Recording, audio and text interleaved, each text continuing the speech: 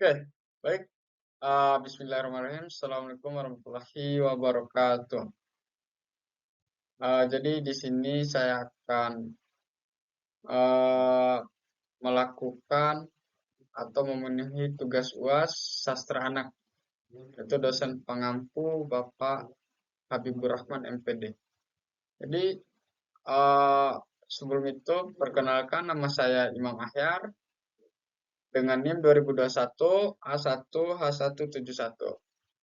Jadi di kelas 6E. Jadi kita masuk di dalam pengertian-pengertian baca non-fiksi. Jadi adapun menurut para ahli, yaitu Ngulaiti, bacaan non-fiksi adalah bacaan yang disusun berdasarkan kenyataan dari pernyataan tersebut.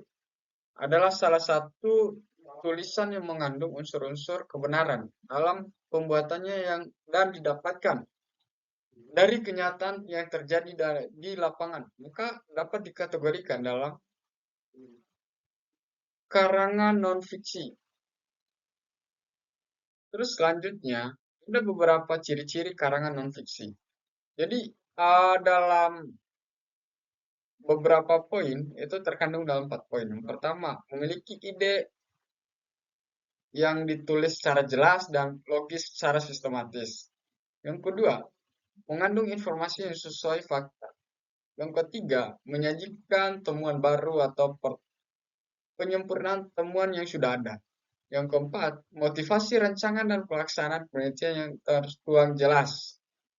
Jadi yang dimaksud dalam poin pertama yaitu memiliki ide yang ditulis secara jelas. Jadi ketika kita membuat cerita atau karangan non-fiksi harus memiliki ide-ide yang jelas biar di anak-anak itu bisa memahami secara jelas dan yang cerita-cerita yang kita buat itu dia sistematis dan logis atau masuk akal. Terus yang kedua, mengandung informasi yang sesuai dengan fakta. Jadi ketika kita membuat cerita karangan non-fiksi itu harus sesuai dengan informasi yang jelas. Jadi kalaupun tidak jelas, tidak sesuai dengan fakta, berarti itu dinamakan cerita fiksi, bukan non-fiksi. Jadi poin ketiga, menyajikan temuan baru atau penyempurnaan temuan yang sudah ada. Jadi kita menyajikan penemuan-penemuan yang baru atau temuan yang sudah ada. Jadi di situ tergantung dari kita yang memilihnya. Apakah kita mau menyajikan sesuatu yang baru atau kolaborasi dengan yang sudah ada dengan yang baru. Terus yang terakhir, poin 4, motivasi rancangan pelaksanaan penelitian yang tertuang jelas. Jadi di dalam ciri-ciri karangan non-fiksi harus ada motivasi atau rancangan pelaksanaan, yaitu harus tertuang jelas. Jadi kalau kita membuat sesuatu yang non-fiksi itu harus jelas ya. Jadi harus sesuai dengan motivasi, rancangan yang jelas. Oke, selanjutnya. Jadi ada selanjutnya itu perbedaan karangan fiksi dan karangan non-fiksi. Jadi pertama dari segi pengertian. Karangan fiksi adalah karangan yang berisi kisahan atau dongeng yang dibentuk menurut imajinasi atau imajinasi dari pengarang.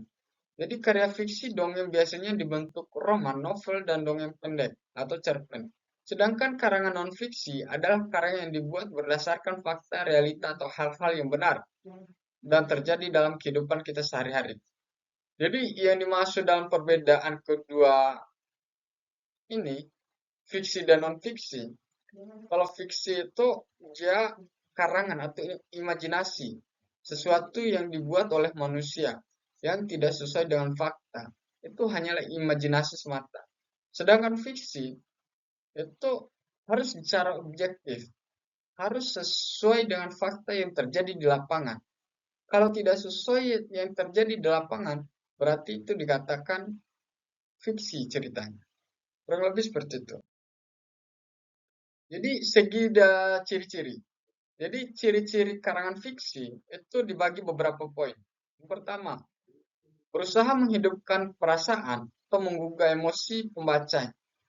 Kedua, dipengaruhi oleh subjektivitas pengarangnya. Yang ketiga, bermakna denotatif, asosiatif, ekspresif, sugestif, dan plastis. Terus yang selanjutnya itu ciri-ciri tulisan non-fiksi.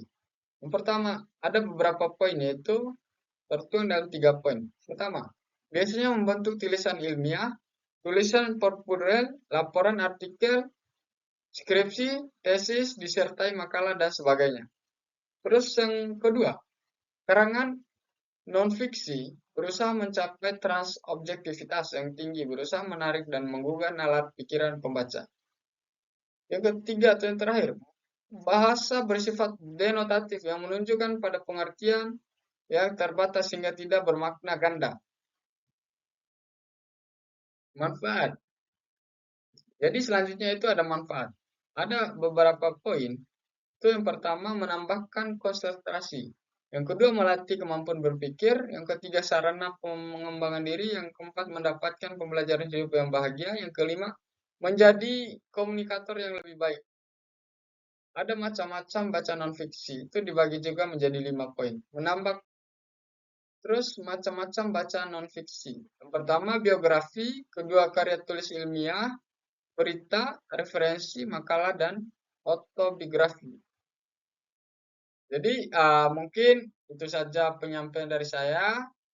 Kurang dan lebihnya saya mohon maaf. Billahi taufik walhidayah. Assalamualaikum warahmatullahi wabarakatuh.